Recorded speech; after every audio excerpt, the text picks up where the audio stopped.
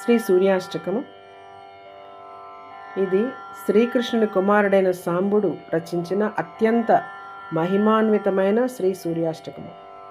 దీనిలోని ప్రతి శ్లోకము సూర్యభగవానుని అనంతమైన శక్తిని, కరుణను వర్ణిస్తుంది. ఆదివారం సూర్యోదయ సమయంలో ఈ స్తోత్రాన్ని పఠించడం విశేష ఫలితాలనిస్తుంది. సాంబౌవాచ ఆదిదేవ నమస్తుభ్యం ప్రసీద మమ భాస్కర, దివాకర నమస్తుభ్యం ప్రభాకర నమోస్తుతే. ఆదిదేవుడమైన ఓ భాస్కర, నీకు నమస్కారం. నాపై ప్రసన్నుడవు కావాలి. లోకానికి వెలుగునిచ్చే దివాకరుడా, ప్రభాకరుడా, నీకు వందనములు.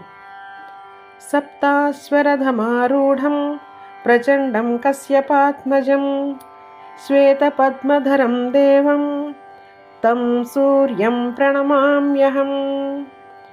7 గుర్రాలు కలిగిన రథమును అధిరోహించినవాడు, ప్రచండమైన తేజస్సు కలవాడు, కశ్యప ప్రజాపతి కుమారుడు, చేతిలో తెల్లని పద్మమును ధరించినవాడు అయిన ఆ సూర్య భగవానునికి నేను నమస్కరిస్తున్నాను.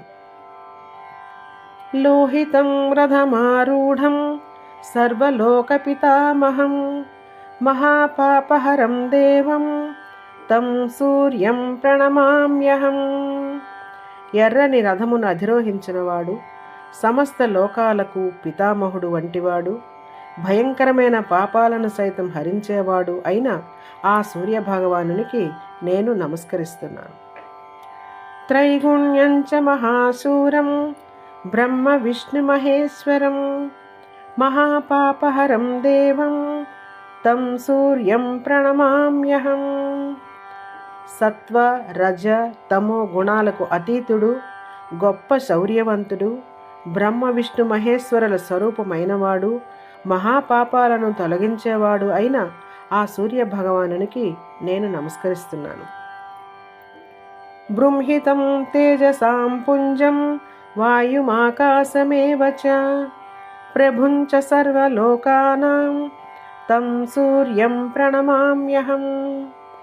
తేజస్సుతో నిండినవాడు, వాయువు మరియు ఆకాశ స్వరూపి, సమస్త లోకాలకు ప్రభువైన ఆ సూర్య భగవానునికి నేను నమస్కరిస్తున్నాను.